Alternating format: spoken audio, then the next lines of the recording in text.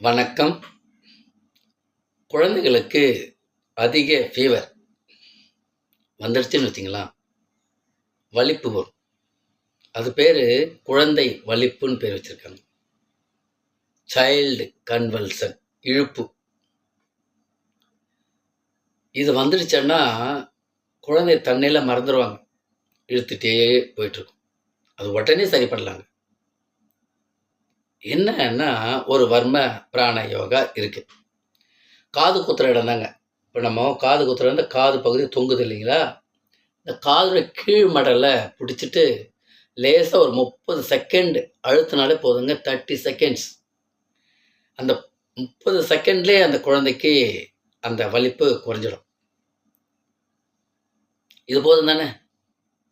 அதோட ஏன் வந்துச்சு அப்படின்னு பார்த்தோம்னா, உஷ்ணம், வெப்பம் அதிகரிச்சிருக்கு, ஃபீவர், ஜுரம். அந்த ஜுரத்தை சமநிலைப்படுத்தணும், வெப்பத்தை சமநிலைப்படுத்தணும். என்ன செய்யணும் அப்படின்னா, கை நறுக்கு வரம்பு நம்மக்கிட்ட இருக்குது, குழந்தைங்களுக்கு செய்யணும். இப்போ சுண்டு விரல், மோதிர விரல் ரெண்டுத்துக்கு மையத்தில் லேசாக கோடு போட்டோம்னா,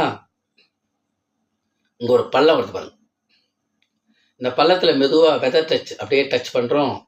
ஒரு நிமிஷம் மெதுவாக இந்த மாதிரி ஒரு இடைவெளி கொடுத்துட்டு ஒரு 3 ரவுண்டு செய்யணும். இடது கையில் வலது கையில் ஒரு 3 ரவுண்டு செய்யணும். அந்த ஃபீவர் சமநிலை அடைஞ்சிடும், ஃபீவர் குறைஞ்சிடும். இது 2வது நிலை. மீண்டும் இந்த வலிப்பு வராமல் இருக்கணும்னா, கால் பகுதி, கால் பாதத்தை நல்லா சூடு பறக்க தேய்க்கணும். இது 2 காலம் செய்யணும்.